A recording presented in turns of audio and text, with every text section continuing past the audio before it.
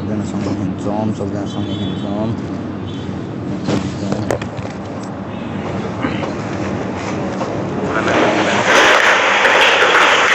आज से नरेंद्र भाई पर उन्होंने आभ्यंतरीण टिप्पणी की है। ऐसी टिप्पणी ये बात सुनिश्चित करते हैं कि कांग्रेस की कर्नाटक चुनाव में और पार्टी के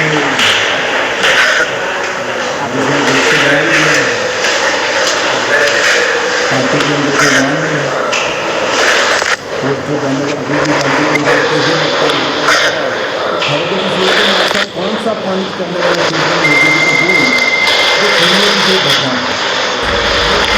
ऐसा पहले करती है कांग्रेस पार्टी मोदी कोई कदम शर्म आनी चाहिए कांग्रेस के नेताओं को देश से माफी मांगनी चाहिए।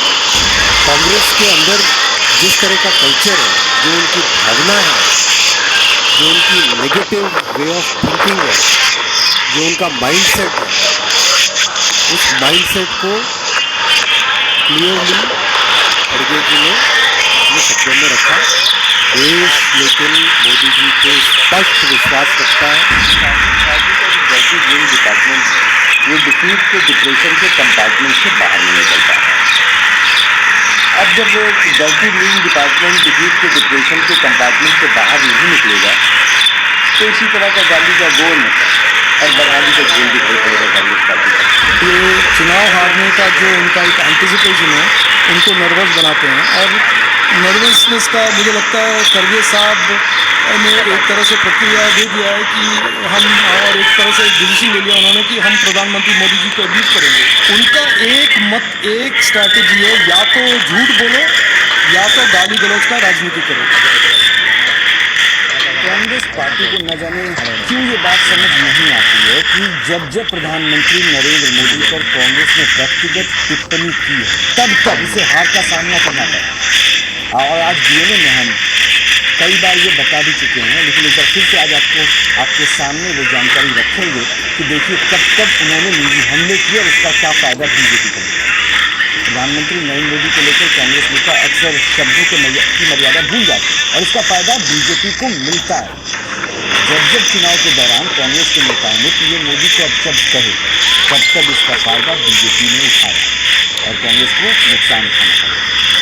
हम इससे जुड़े कुछ खास बातें आपको आज बताना चाहते हैं। सबसे पहले वर्ष 2007 सोनिया गांधी ने मोदी को मौत का सौदा दिया। इसका असर ये हुआ कि बीजेपी ने गुजरात चुनाव में जीत हासिल की। वर्ष 2014 के लोकसभा चुनाव के दौरान भी कांग्रेस नेता मणिशंकर अय्यर ने मोदी को चाय वाला कहा था, जिसका नतीजा ये रहा कि केंद्र में बीजेपी की पूर्ण बहुमत वाली सरकार बनी। अय्यर ने वर्ष 2017 में गुजरात चुनाव के दौरान पीएम मोदी के लिए नीच जैसे शब्द का इस्तेमाल किया और इसका असर ये रहा कि गुजरात में बीजेपी की एक बार फिर से वापसी हुई।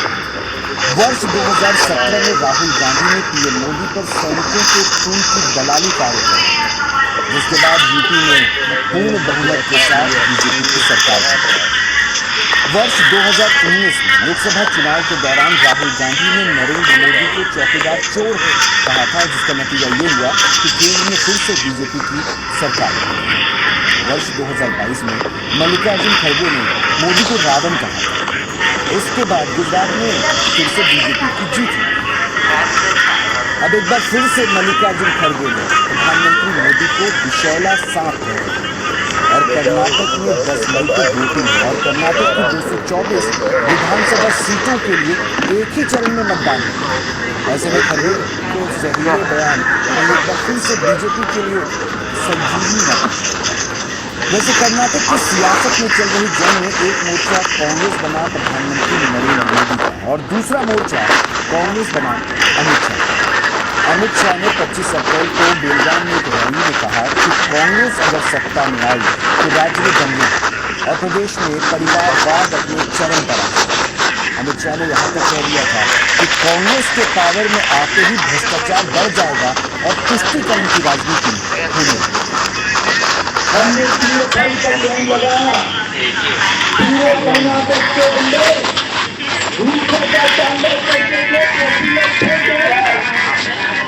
राष्ट्रीय जनता पार्टी के नेता नरेंद्र मोदी जी ने इसका दौर लगा दिया।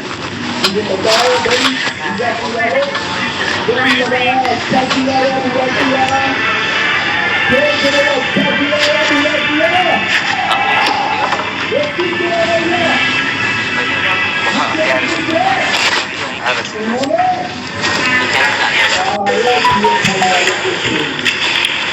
भारतीय जनता पार्टी सरकार ने जेल में डालने का काम किया। अभी विजय की सरकार कहती है कि हमारे लिए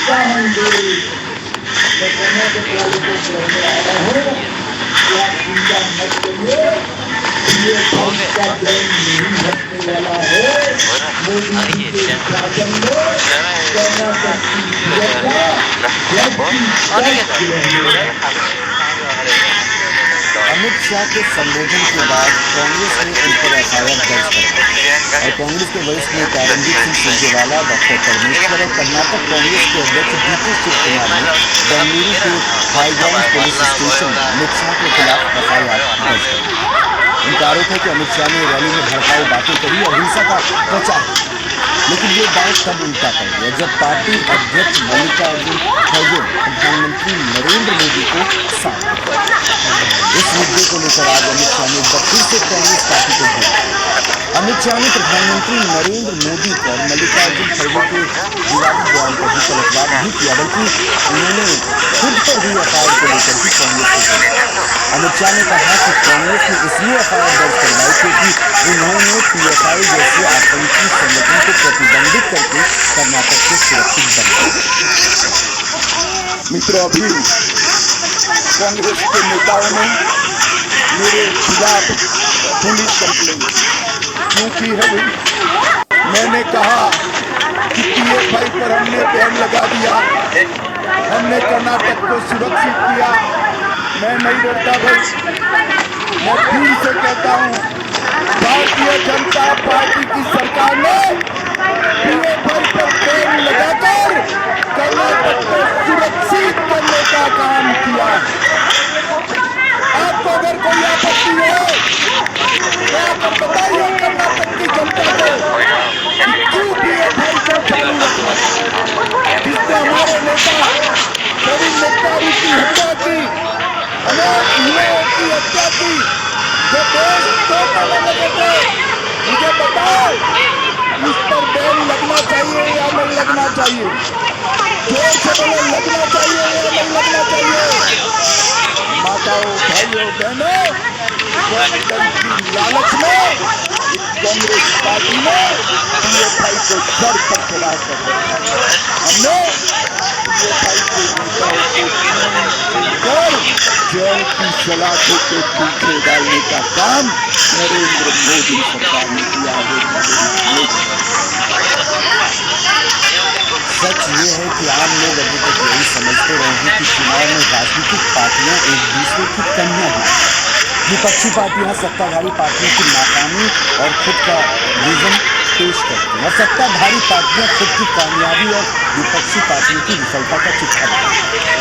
लेकिन आज की राजनीति बदल चुकी है।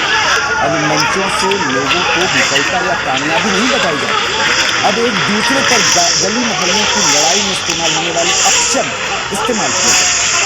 सभी नेता जानते हैं कि इससे एक दूसरे की छवि बिगाड़ना आसान है और असली मुद्दों की बात करने की जरूरत भी नहीं पड़ती, क्योंकि अंत में तो सिर्फ वोट।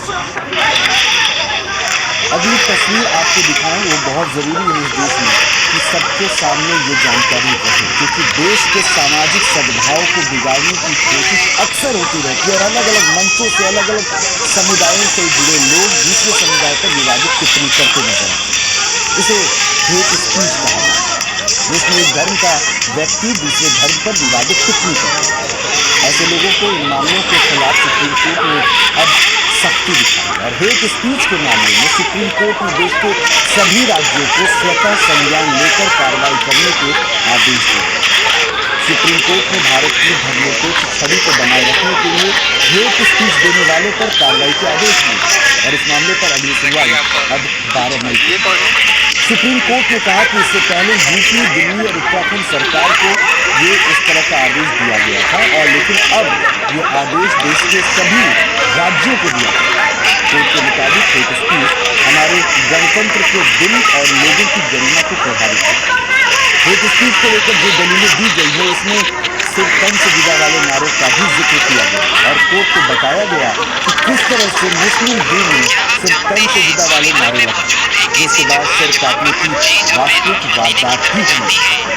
दलील में इन गंभीर मामलों को बताते हुए इसे देश की संप्रभुता और अखंडता के लिए खतरा कर बताया। इसलिए आज ये जानकारी सबके पास पहुंचनी चाहिए क्योंकि नफरत की सियासत के साथ अपनी सियासत को चमकाने की जो राजनीति चलती है इसमें इस बात का ख्याल रखना चाहिए कि इससे किसी की भावना आहत न हो और इसलिए सुप्रीम कोर्ट ने अब ये निर्देश दिए। लेकिन अब हम कुश्ती की बात क्योंकि लगातार ये खबरों को अभी तक आप देख रहे हैं कि कई हमारे पहलवान प्रदर्शन कर रहे हैं, लेकिन इसके पीछे क्या वजह है इसको जानते हुए भी अब तक क्या हो पाया और उनके प्रदर्शन से उनके लगातार नाराजगी को दूर करने के लिए कदम उठाने के बावजूद भी उनकी नाराजगी क्यों खत्म नहीं हुई, आज इसको हम बारीकी से आपको समझाएंगे। कुश्ती भारत के सबसे लोकप्रिय खेलों में से और भारत की मिट्टी में दामा पहलवान और दारा सिंह जैसे नामचीन पहलवान भी पैदा हुए जिन्होंने अखाड़े में अपने दांव पेच और अपनी ताकत के दम पर पूरी दुनिया के अच्छे पहलवानों को धूल चढ़ाया। कुश्ती की ये विरासत भारत में आज भी फल फूल रही है और कुश्ती भारत के इन चुनिंदा खेलों में शामिल है जिसके दम पर भारत को सबसे ज्यादा मेडल्स मिले। इन पहलवानों ने न जाने कितने मौकों पर तिरंगे का मान पूरी दुनिया के सामने बढ़ाया, लेकिन दुनिया भर में देश का नाम रोशन करने वाले ये पहलवान आजकल एक अलग तरह की कुश्ती है। ये कुश्ती अखाड़े में विरोधी पहलवान से नहीं बल्कि सड़क पर सिस्टम से मिल जा रहा है। सही सुनिए, सिस्टम से। ये पहलवान इस वक्त भारतीय कुश्ती संघ के अध्यक्ष ब्रजभूषण शरण सिंह के साथ जोर आजमाइश कर और उन्होंने ब्रजभूषण शरण सिंह के खिलाफ आर पार की लड़ाई का ऐलान किया।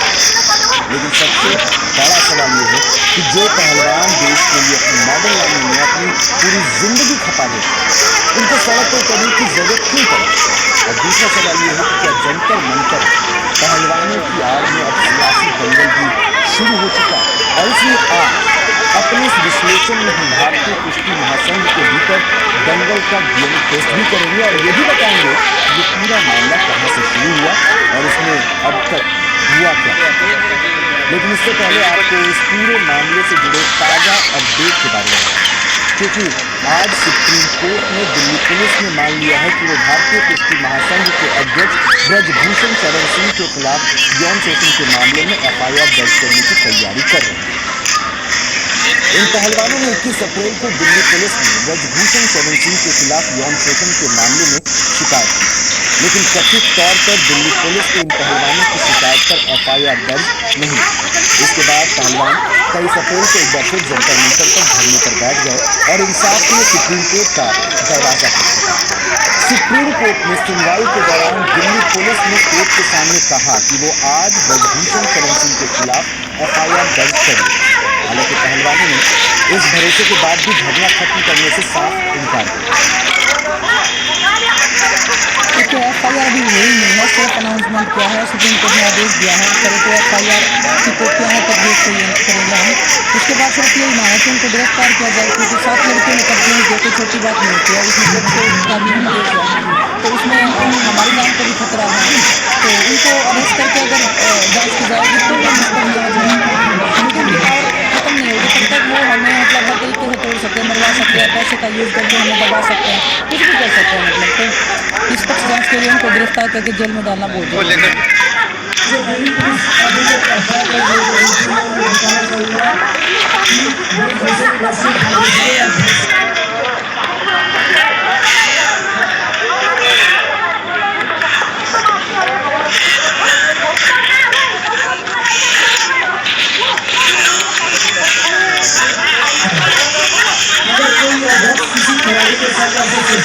संघर्ष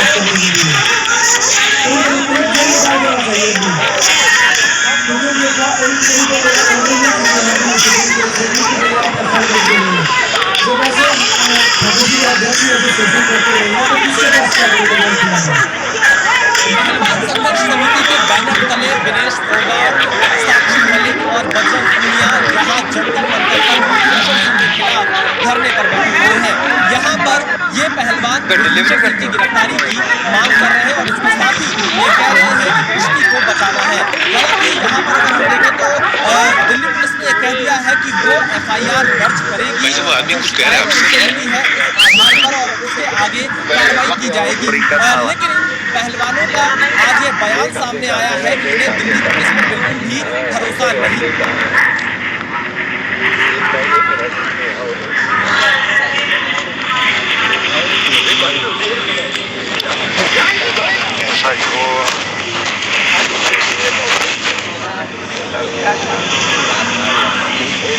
जाता है का मेरा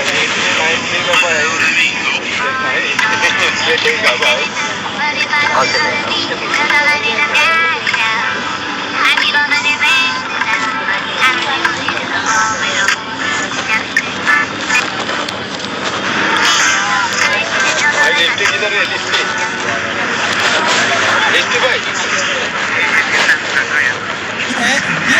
कोर्ट में अपनी बात रखेंगे। लेकिन जब जी न्यूज ने सवाल पूछा कि आपने कोई सबूत किसी के सामने पेश क्यों नहीं किया, तो उन पहलवानों का यह जवाब आप हाथ में दे दो, इसको दे दो, भाई लेके आएगा, इसको दे दो। क्या बोला पराठा?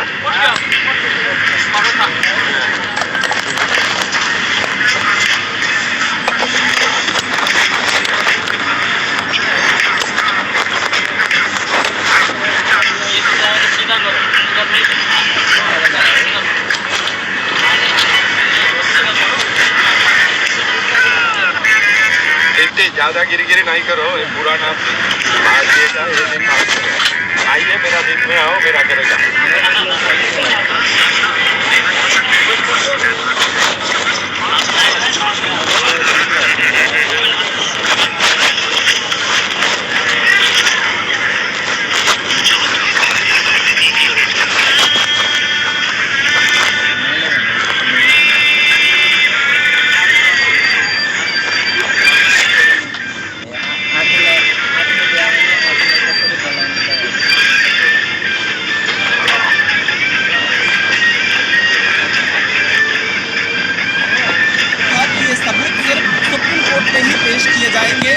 मैंने दोबारा सवाल पूछा कि क्या कमेटी के सामने ये सबूत पेश किए गए, तो उस पर कोई हमें सीधा जवाब नहीं मिल पाया। कैमरामैन शेखर के साथ विशाल पांडे, जी मीडिया, दिल्ली। प्रदर्शनकारी पहलवानों को सुनकर आप समझ चुके होंगे कि अब वो आर पार की मूड है, लेकिन बात यहाँ तक कैसे पहुँची और ये खिलाड़ी अपने ही संघ के अध्यक्ष के खिलाफ क्यों है, इसके लिए पहले आपको उन आरोपों के बारे में जान लेना चाहिए जो ये पहलवान ब्रजभूषण शरण सिंह पर लगा है। दरअसल इसी वर्ष जनवरी